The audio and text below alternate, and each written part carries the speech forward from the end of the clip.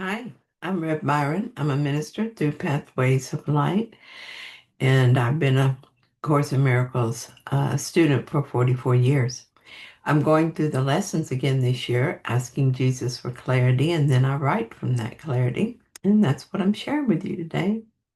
So let's look at lesson 29. God is in everything I see.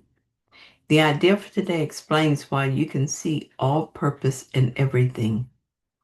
It explains why nothing is separate by itself or of itself. And it explains why nothing you see means anything.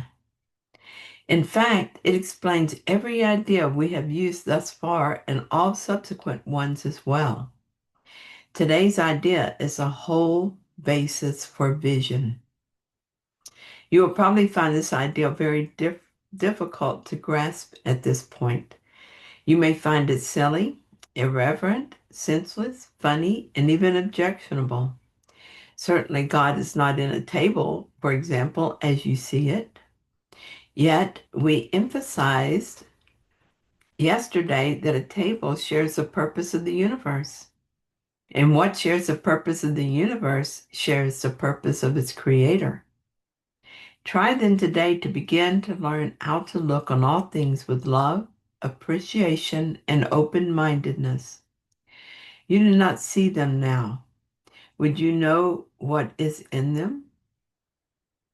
Nothing is as it appears to you. Its holy purpose stands beyond your little range.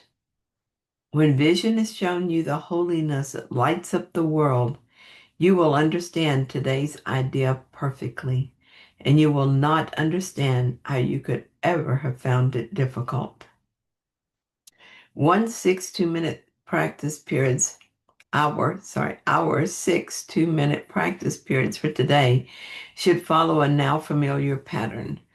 Begin with repeating the idea to yourself and then apply it randomly to randomly chosen subjects about you, naming each one specifically.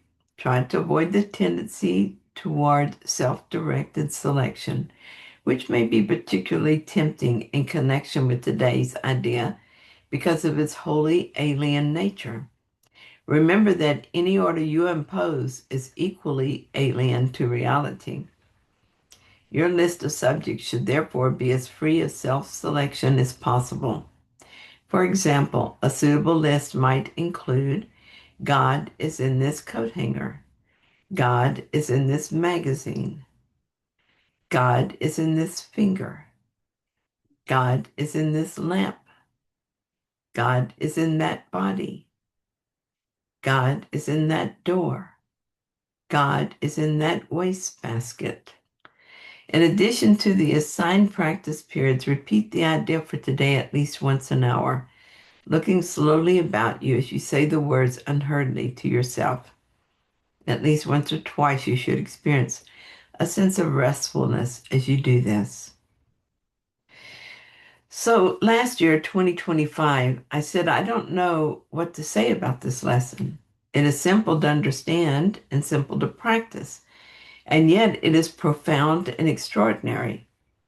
If I were suddenly told that I don't actually live on a planet, but rather in a spaceship, or the life I thought I was living was actually a TV reality show, I wouldn't be any more stunned than I am now looking at my computer and realizing God is in it, just as much as He is in my fingers playing over the keyboard. No, this is not the first time I read this lesson or even the 10th time. I don't know why I'm so affected this time. Maybe my heart is open to a more profound experience of it. But I also feel frustrated. I recognize that this is the ego part of the mind that wants to understand everything. It wants to know why and how and what is next. It feels lost and a little afraid of not knowing. Most of all, it feels inadequate. Okay, and maybe more afraid than I first realized. What if these questions are never answered and I'm left stranded in this bizarre place, forever separated from God? I'm glad I'm not my ego. It's always filled with guilt and fear and knows little else. But now that I've shown the Holy Spirit the ego's dark perception of this lesson, I feel relieved of the darkness. Actually, I'm smiling and feel joyful. It was nearly an instant transformation. I still don't understand, but I'm content to rest in the mystery and wait patiently for the next revelation. Today, I'll be happy to practice knowing that God is in everything I see. And this is what I wrote this year, 2026. Before I began the lesson, I did as I have before and sent love prayers to those who came to mind. I thought of the linemen again, working in dangerous and difficult conditions day after day, trying to restore power to the 69,000 customers here in Louisiana who are still without power. God bless you, men. And sending love prayers to the monks still walking for peace in the snow and ice. I think of the people in the medical field who work diligently to keep these frail bodies healthy and repaired when they fail, and the precious men and women who work with me and follow my work sincerely, doing the best they can every day to live A Course in Miracles. It fills me with gratitude every morning now to send out that love and the gratitude that I feel. Then, as I read today's lesson, I'm filled with a profound sense of awe and gratitude at the mystery of it. God is in everything I see because God is in my mind. Holy Spirit, decide for me what to think about this, how to use this lesson, and what to say about it. When I use the ego mind, which is concrete, to understand the abstract, nothing makes sense. And I used to think that was all I had to work with. Now, though, I know I can call on the Holy Spirit, who is in my mind and speaks for God. I look at my computer and the words appearing as I type, and I consider that God is in this computer, in the typed words, in the mind receiving them. Then I think of it this way: God is in my mind, and as I look with God, I see God. Just as I look at the world with the ego, belief, and guilt, and I see a guilty world. God is not in the computer as an object, but in the mind which it is seen. Let me read that again.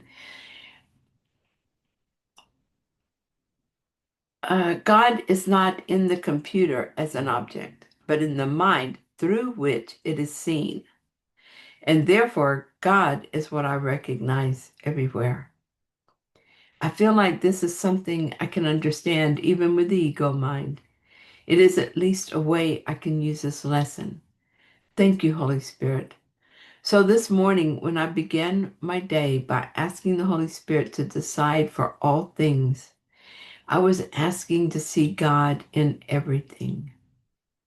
There's a song I love by Peter Mayer called Everything is Holy Now.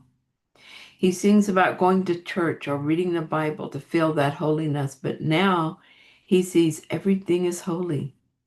That's how I feel right now as I contemplate this lesson.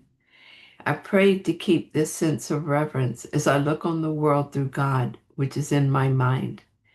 I will do my part to ensure this vision by letting go of any beliefs that threaten to dim it. I do not have to make the world holy. I only have to stop defending the belief that it isn't.